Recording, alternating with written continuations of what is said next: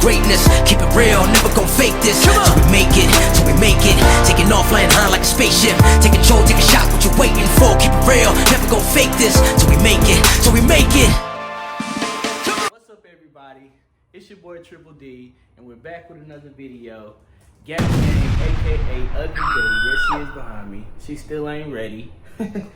But today, man, my main focus is getting that front bumper off. We want to get that front bumper off so that we can install the 3-inch intakes.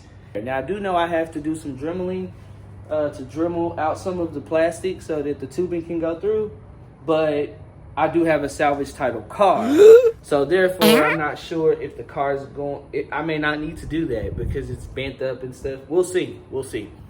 That's pretty much it for today, man. Let's get to it. All right, guys. So this is my RZG Motorsports 3-inch cold air intake.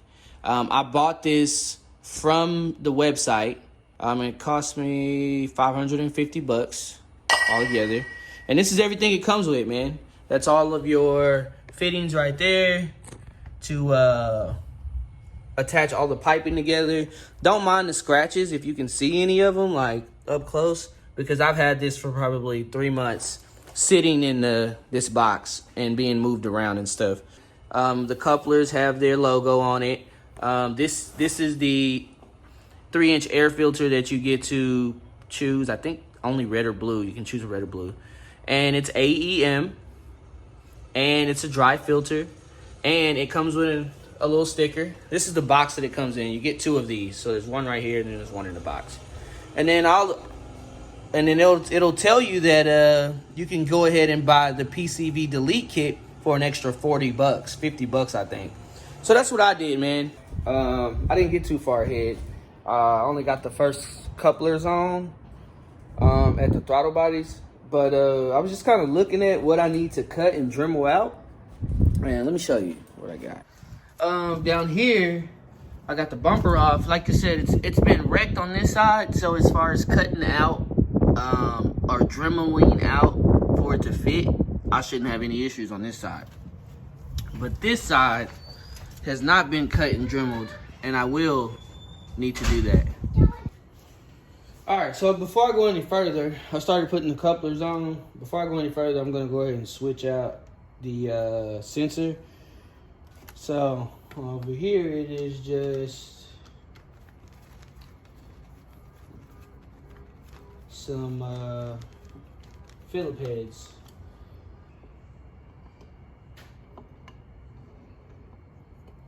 And there we go, lines up.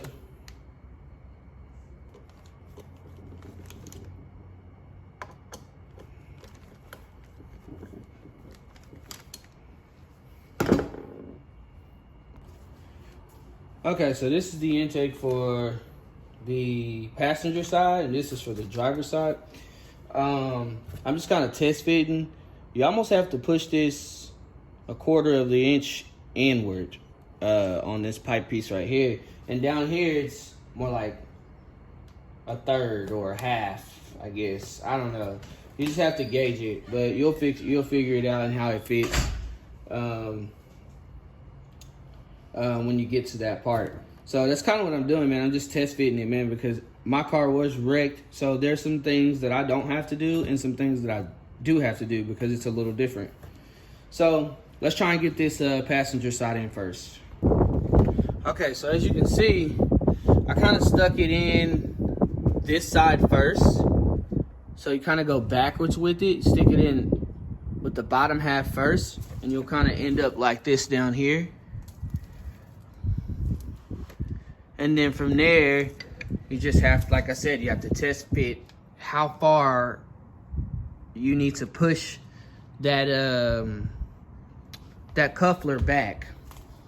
And that's pretty much it, man. Just kind of squeeze it in on top up here. It's not all the way on yet, but I'm about to push it on. So let's see what's up. Let's see if I can get this on here. Okay, so this little bracket right here, I'm gonna try to take this off. It's gonna make it easier. So let's pull these out.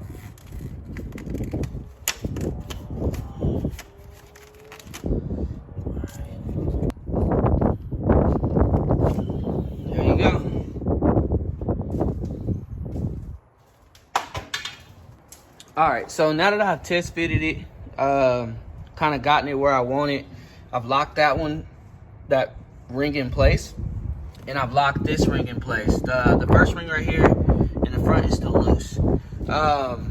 So now that everything's been test fitted, I know exactly where it's gonna fit. Like I said, I'm gonna slide it in from the bottom to the top and then fit it in there. So let's go. Okay, so this is probably the best view I can get for you. But pretty much like I said, this is the top, this is the bottom. I'm just gonna go in from the bottom first, like that. And then come down on this end, make sure it goes through the hole properly, like that. And then, now this is where you kind of have to curve it downward and then push on. All right, so I got these tightened on here. These two are tightened down. The one down here is tightened down. So we just gotta add this one here. Add the little 90 degree angle in the filter. And that's it. It's not really hard, it's just catching the fitment, I guess. So it's 8 bolts all together. Take those 8 bolts off, pull this off, just like that.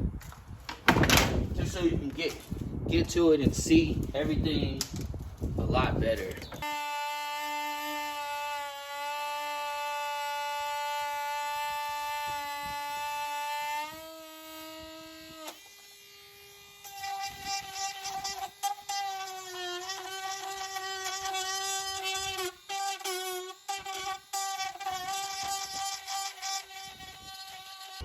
Alright, so I had to bag it up a little bit and zoom in, but I'm gonna try to get this 90 degree right here. Let's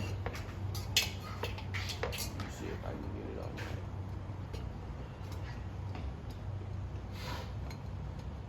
there. There it is. I just push it all the way back and slide this over the top. And that's it.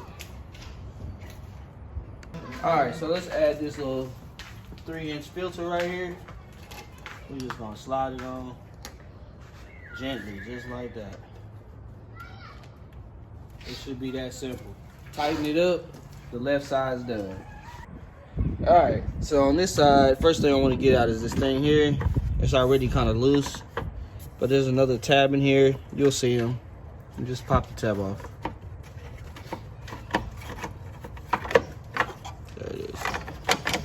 And you just pull it out.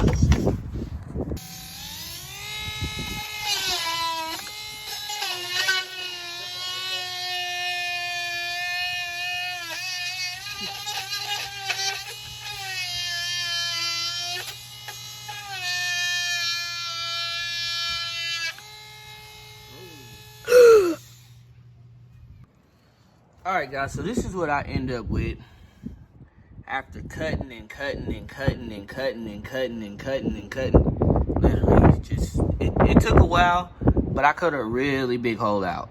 It's kind of hard to see because of the glare on the screen, but I cut a nice size hole out so that I could try and fit this piping through here. All right, guys, so I'm done with it. Man, for me, it's just completely a custom job. This side, I had to kind of hammer it in just a little bit, but I'm thinking that's because the frame was bent. So maybe just because it was hit on this side, it probably, you know, affected the frame on this side just a tad bit. And that's why I was having that fitment problem. But for the most part, man, this is what it looks like.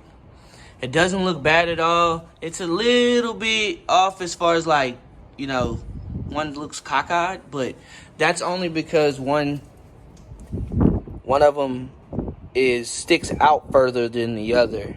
And I've tried my best to fix that, but the problem is it runs and it bumps into the horn. Boom! This is it right here. I thought I'd throw the AEM stickers on there. Now, I like stickers. My last car had stickers on it. But I told myself I wasn't gonna put a whole bunch of stickers on this one. But since this is gonna be behind the grill and behind the front bumper, I figured I'd throw it on there. So I need lower O2 sensors and an oil change, and we done. That's it, man. We can schedule for a tune. I'm pooped, man. The car's really kicking my butt. You know, she's not easy to work on. She's not easy to deal with, and especially with the wrecked parts and stuff. But for the most part, man, I think it'll be worth it when it's all done. It'll be a nice little fun car for me. Wiper's gonna work. I appreciate y'all for keeping up with the build for the ones that are. I'm hoping that my experiences is answering some of you guys' questions, because there's not very many videos on the RZG intake, 3-inch intake, especially on the G37. So yeah, man, I'll keep y'all updated. Infinity Lifestyle.